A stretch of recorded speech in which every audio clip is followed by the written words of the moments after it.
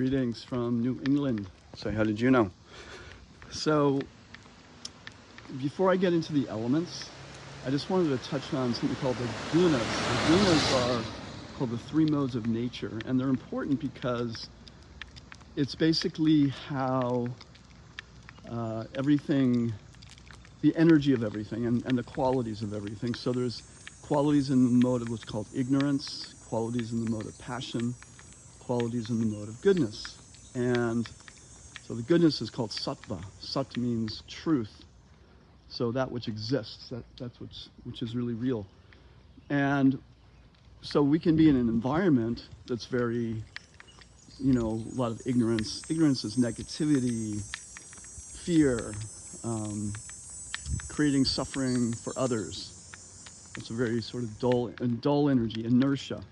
And then the passion is, or rajas, very passionate energy, full of desires. It's how, it's what makes the world go round.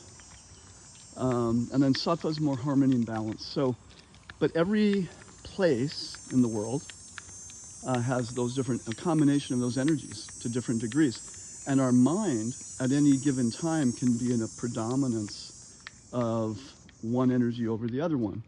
So the idea is that we are meant to, not that we never go into ignorance or never go into passion, because we need passion sometimes to get things done, but and to live our life and to fulfill our desires.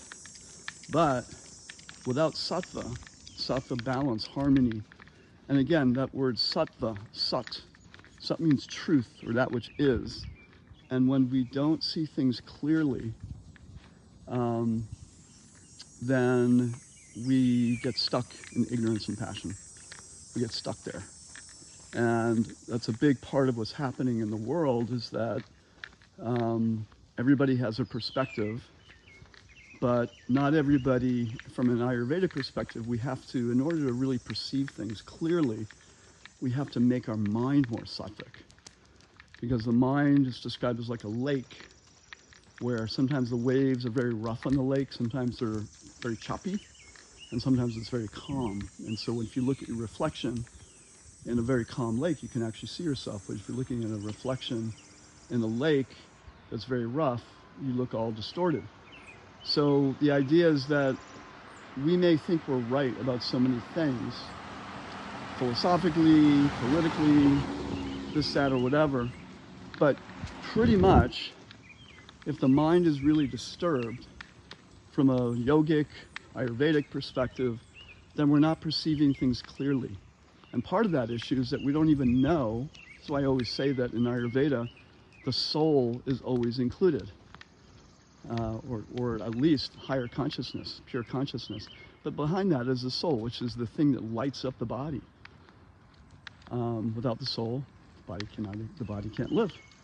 So when we ignore that, and we always are just looking outside at everything and not looking in and learning to connect to our inner essence, then we can be rest assured that a lot of our perceptions become distorted. This is where yoga, meditation comes in, and for some, deep prayer to connect into that essential self.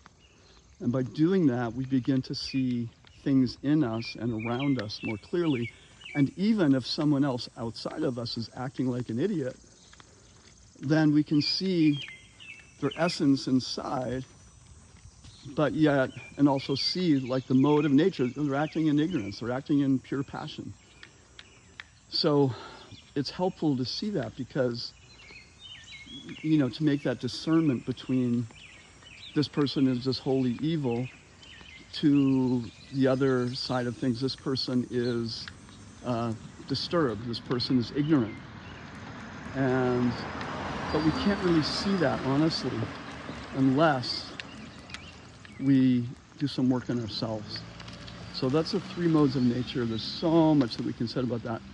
But it's also said in the Bhagavad Gita, the mind can be the best friend or the worst enemy, but in order to elevate the mind, we have to lean towards sattva. We have to lean towards truth. And truth means also going within ourselves, not just what's true about what's said in the newspapers. That's very, very external. It's about the truth of your essence, the truth of who we are. And this is what all the great sages and saints and even Christ, not even Christ, Christ, you know, the kingdom of heaven is within. So many great teachers over the ages always pointed us in that direction. And so it's just really essential. And I'm just speaking about that because it's part of what it's a foundation of Ayurveda, really. It's a foundation of the yoga system. The foundation, really, of any true spiritual process or religion. It's the internal aspect. Religion can be very external, but real religion, my teacher said, means to yoga means to link or to connect really the self with the self and the self with the divine.